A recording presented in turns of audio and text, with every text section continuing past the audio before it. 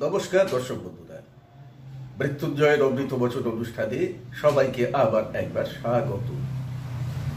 আজকের অমৃত বচনের এপিসোডে আপনাদের জন্য থাকছে ভীষণ মজার, ভীষণ চিত্তাকর্ষক একটা কাজ, বন্ধুত্বের নকশা। বন্ধুত্বের নকশা মানে দুজন মানুষের মধ্যে মিত্রভাব বৃদ্ধির যন্ত্র। ভাবছেন কি কাজে লাগবে? বললেই বুঝতে পারবেন। সবার আগেই তো আমার মনে পড়ছে সংসারে শাশুড়ি বৌমার যে কলহ। বৌমার চোখে শাশুড়ি খারাপ, শাশুড়ির চোখে বৌমা খারাপ। দুজনই দুজনের কে নিয়ে কিছু না কিছু অভিযোগ আছে। মাঝে মাঝে কিছু কিছু জায়গায় এক্সেসিভ হয়ে যায়। কখনো শাশুড়ি বা সাফাদার হন, কখনো বৌমা সাফাদার হন। তা যারা সাফাদার হচ্ছে, অর্থাৎ যে বৌমারা শাশুড়ি মাকে নিয়ে ভীষণ রকম বিপর্যস্ত, বা যে সমস্ত শাশুড়ি মা বৌমার জ্বালায় অতিষ্ঠ, তারা একে অপরের জন্য করতে পারে। কিংবা স্বামী স্ত্রীর মধ্যে যদি বনিবনার অভাব হয়, মাঝে মাঝে তো এমন রিলেশন হয়ে যায় স্বামী স্ত্রীর মধ্যে যে দুজন দুজনের জানি দুশ্মন। এরা বহু ঘটনা আছে। তারা করতে পারে। দুজন ভালো বন্ধুর মধ্যে হঠাৎ করে কোনো কারণে মিসআন্ডারস্ট্যান্ডিং হয়ে, ঝগড়াঝাঁটি হয়ে দূরত্ব হয়ে গেছে। তাদের সেই জায়গাটা ভাঙা বন্ধুত্বের সম্পর্কটাকে জোড়া লাগানোর জন্য এটা করা যেতে পারে, বা এই ধরনের যে কোনো পারপাস সলভ করার জন্য। অনেক সময় কর্মস্থানে সহকর্মী বলুন, বা বেশি তো দেখা যায় যেটা ঊর্ধ্বতন কর্তৃপক্ষ, বস, অনেকের সঙ্গে একটা খাড়াখাড়ি হয়ে যায়। বসের সুনজর থেকে দূরে সরে যায়। তখন বসও ছোট করতে থাকে কি করে তাকে টাইট দেওয়া যায়, তাকে নানানভাবে পানিশমেন্ট করে, তাকে ক্রিটিসাইজ করে, অপদস্থ করা যাকে বলে বস করতে চেষ্টা করে। বসকে নিজের প্রতি মিত্রভাবাপন্ন করা, বা সহকর্মী যে হিংসা করছে তাকে বন্ধু করা। অজস্র প্রয়োজন ও চাহিদার জায়গা আছে। এই সমস্ত জায়গাগুলো থেকেই আমি ফোন পাই। আজ কম্বাইনলি সেই সমস্ত সমস্যা যারা ফেস করছেন সবার জন্য একটা কমন কাজ আমি তুলে দিচ্ছি, বন্ধুত্বের নকশা। এবং সব থেকে বড় কথা, এক্ষেত্রে যে দুজন ব্যক্তির মধ্যে বন্ধুত্ব হওয়া প্রয়োজন, তাদেরকে যে নিজেদেরই কাউকে করতে হবে তার কোনো মানে নেই। কোনো তৃতীয় ব্যক্তিও করে দিতে পারে। তার মানে দুজন বন্ধুর মধ্যে ঝগড়া হয়েছে, তৃতীয় বন্ধু, কমন ফ্রেন্ড, সে আবার তাদের মধ্যে সম্পর্ক স্বাভাবিক করার উদ্দেশ্যে নিয়ে কাজটা করতে পারে। আমি একটা উদাহরণ দিলাম, বাকিটা আপনারা বুঝে নিন। আমি প্রসঙ্গে আসছি।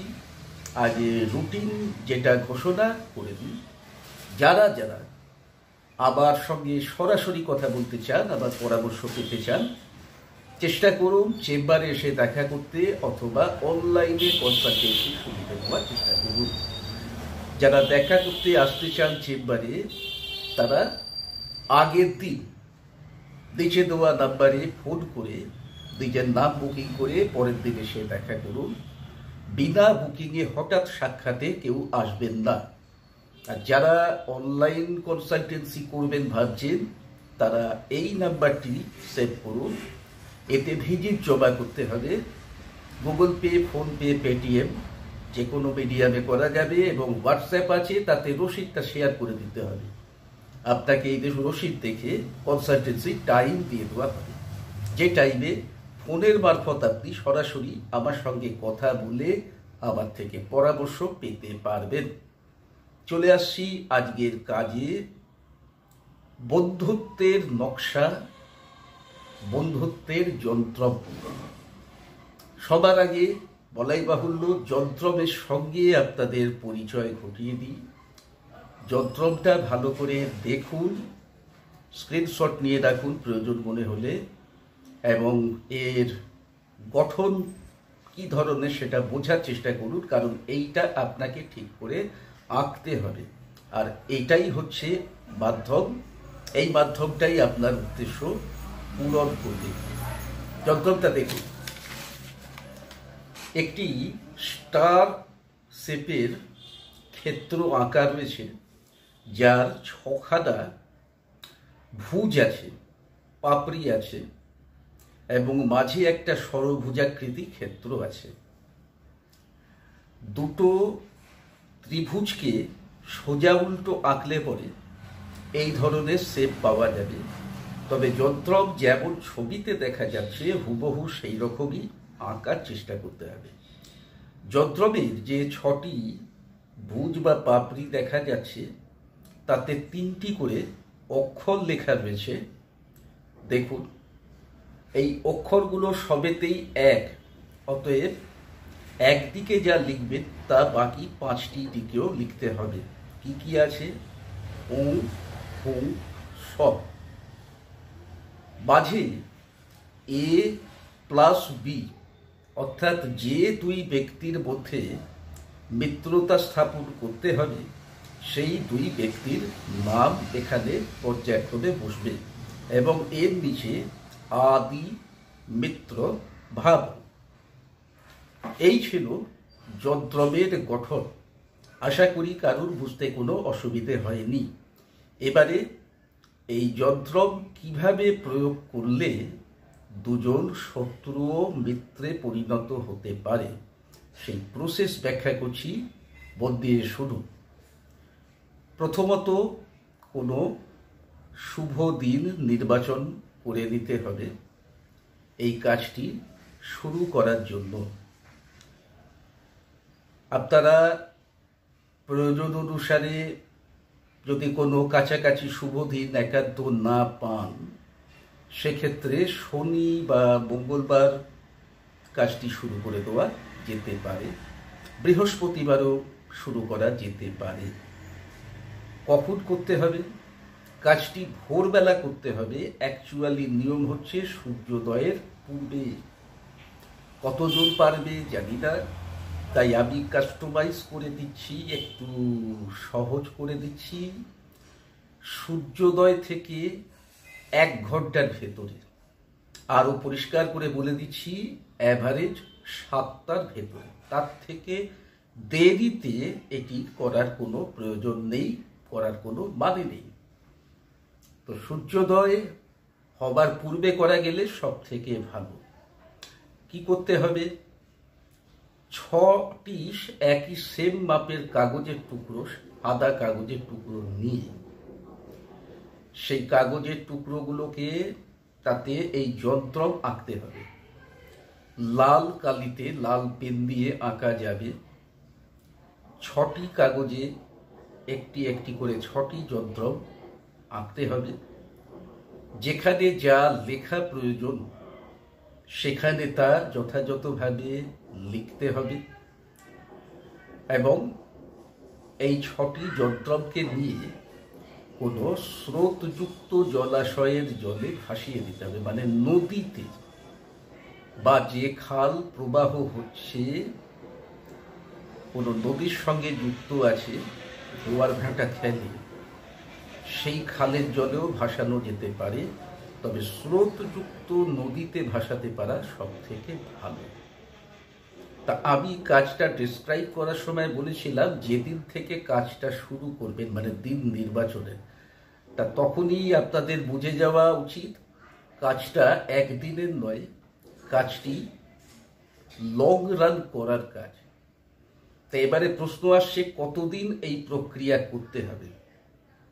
তা আমি বলবো নন স্টপ, অর্থাৎ যেদিন দেখে শুনে শুরু করা হলো সেদিন থেকে কাউন্ট করে 21 দিন যাবত, মানে সেদিন প্লাস আরো 20 দিন কাজটি প্রত্যহ একই সময়ে একইভাবে করতে হবে। যদি কারোর ক্ষেত্রে 21 দিনের কাজের পরেও যথেষ্ট সন্তোষজনক ফলাফল না পেয়ে থাকে, যা চাইছে, যেরকম জায়গা পেতে চাইছে সেই জায়গা মনে হচ্ছে পাওয়া যায়নি। কথাটার মানে কি হলো? তার মানে একটু হলো উন্নতি 21 দিনের কাজে হবেই হবে, এটা পরিষ্কার। কিন্তু সেই উন্নতির মান থেকে আপনি প্রসন্ন হতেও পারেন, না হতে পারেন, আপনার প্রত্যাশা আরও বেশি থাকতে পারে। তাহলে সেক্ষেত্রে আমি বলবো, না থামিয়ে, অর্থাৎ 21 দিনের পর 22তম দিনে কাজটাকে না ছেড়ে দিয়ে ওই 21তম দিনেই সিদ্ধান্ত নিয়ে ননস্টপ রেখে কাজটি 45 দিন পর্যন্ত এক্সটেন্ড করবেন। অর্থাৎ 45 দিন যাবৎ প্রত্যহ 6টি করে কাগজে নকশা এঁকে স্রোতে ভাসিয়ে দেওয়া, এবং এত দূর পর্যন্ত করার পর যা ঘটবে সেটা আশা করি একটু হলেও আপনাকে প্রসন্ন করবে। অর্থাৎ আপনি যদি খুব উচ্চাকাঙ্ক্ষী হন তাহলে একটু হলেও খুশি না হয়ে পারবেন না। অর্থাৎ তাদের মধ্যে শত্রুতা কমবে, একদম কমবে। তাদের মধ্যে ক্রমশ একটু একটু করে বন্ধুত্বপূর্ণ মনোভাব জন্ম নেবে। তবে যদি কোনো খারাপ তন্ত্রক্রিয়ার দ্বারা কাউকে কারোর প্রতি বিরূপ করে তোলা হয়ে থাকে, যদি তার কোনো তাবিজ কবজ ওষুধ করা করে থেকে থাকে, সেক্ষেত্রে কতটা ফলপ্রসূ হবে বলা মুশকিল। এক্ষেত্রে আগে সেই বিরুদ্ধ তন্ত্র নাশ করতে হয়, তাবিজ করা থাকলে ভাঙাতে হয়, ওষুধ খাওয়ানো থাকলে তোলাতে হয় বা নষ্ট করাতে হয়, তবে এই প্রক্রিয়া তাদের কাজে লাগবে, আদারওয়াইজ নয়। এটা কিন্তু সতর্কতার জায়গা। আর মানুষে ডিফারেন্স আছে, তাই দুটো মানুষের উপরে প্রযুক্ত একই তন্ত্রের same to same carbon copy ফল হয় না। কারোর একটু আগে হবে, কারোর একটু পরে হবে। আমার এত কথা বলার উদ্দেশ্য, মানুষ প্রায়শই ধৈর্যের অভাবে মার খেয়ে যায়। অনেকে কাজ শুরু করে ধৈর্য রেখে শেষটা করতে পারে না, বা কেউ একটু রেজাল্ট দেখে আনন্দে রাতিসজ্জে সব ভুলে ছেড়ে দেয়। তো সেটা নয়, প্রয়োগ শুরু করলে প্রয়োগটা শেষ করে ছাড়তে হবে, এটা মাথায় রাখতে হবে। তো বন্ধুরা, খুবই একটা কাজের জিনিস, একটা ভীষণ চিত্তাকর্ষক কাজ আপনাদের সঙ্গে আর শেয়ার করলাম। যদি কারোর ব্যক্তিগত জীবনে প্রয়োজন থাকে, বা নিজের জন্য হোক বা অন্য কারোর প্রয়োজনে হোক, প্রয়োগ করে দেখুন। আশা করি নিরাশ হবেন না, একটু হলেও তাদের উপকার হবে। আজকে এখানেই অনুমতি চাইব, ফিরে আসছি শীঘ্রই নতুন অনুষ্ঠানে, নতুন টপিক সঙ্গে নিয়ে। জয় মা তারা, জয় মহাকাল।